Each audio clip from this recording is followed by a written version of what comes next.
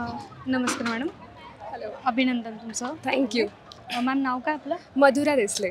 अच्छा. प्रॉपर कुठले? मी प्रॉपर मनमाडची आहे, नाशिक जिल्हा. आणि बँक पोस्ट? बँक मी ज्युनियर असिस्टंट मॅनेजर म्हणून सिलेक्शन झालं आहे IDBI बँकमध्ये. अच्छा. SSA non SSA? SSA. Journey कशी होती, किती दिवसांची? जर्नी म्हणजे जेव्हा माझं ग्रॅज्युएशन संपलं तर तेव्हा फिक्स नव्हतं असं काय करायचं. मग सिनियर्सला विचारलं, ते SSAमध्येच होते. मग त्यांनी मला सांगितलं की तू बँकिंग कर, बँकिंगचं असं आहे, पोस्ट वगैरे सांगितलं त्यांनी, तर ते आवडलं. मग म्हटलं यार आता मी प्रिपरेशन स्टार्ट करेल बँकिंगचं. आणि एक गेले 2-3 महिने गेले, मध्ये गॅप झाला. आणि मग शुभम सर अकॅडमी म्हणून त्यांनी सांगितले मला हे क्लासेस, आणि मग मी जॉईन केले क्लासेस. मग एक बॅच गेली प्रॉपर 4 महिने, आणि त्याच्यानंतर सेल्फ स्टडी केला आणि सिलेक्शन झालं. मॅम SSA बद्दल काही बोला. SSA मला शुभम सरांचं एक वाक्य नेहमी आठवतं की तुम्ही रिझल्टवर फोकस नका करू, तुम्ही प्रोसेसवर फोकस करा. ज्या दिवशी तुम्ही व्यवस्थित प्रोसेस कराल तर रिझल्ट तुमचा 100% येणार. आणि मी तेच फॉलो केलं, म्हणून लवकर रिझल्ट आला.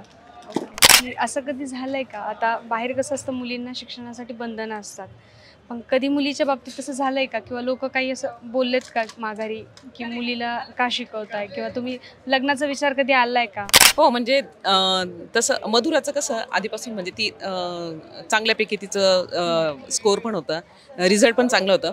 पण तरीसुद्धा असं मध्ये 1-2 स्थळ आले चांगले. मग नातेवाईकांनी थोडं फोर्स केलं होतं की चांगलं स्थळ आहे असं.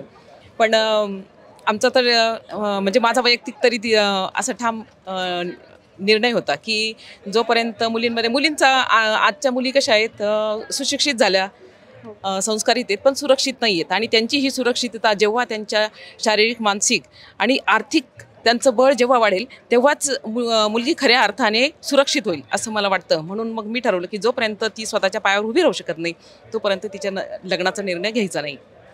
मॅम एक बाहेर असतं ना की मुलींचं म्हणजे शिक्षणाची इच्छा असते, पण तरी नाईलाजाने लग्न लावून दिलं जातं. आणि लग्न लावून दिल्यावर पण कुणी म्हणजे शिकवतच नाही, त्यांची इच्छा असतानाही.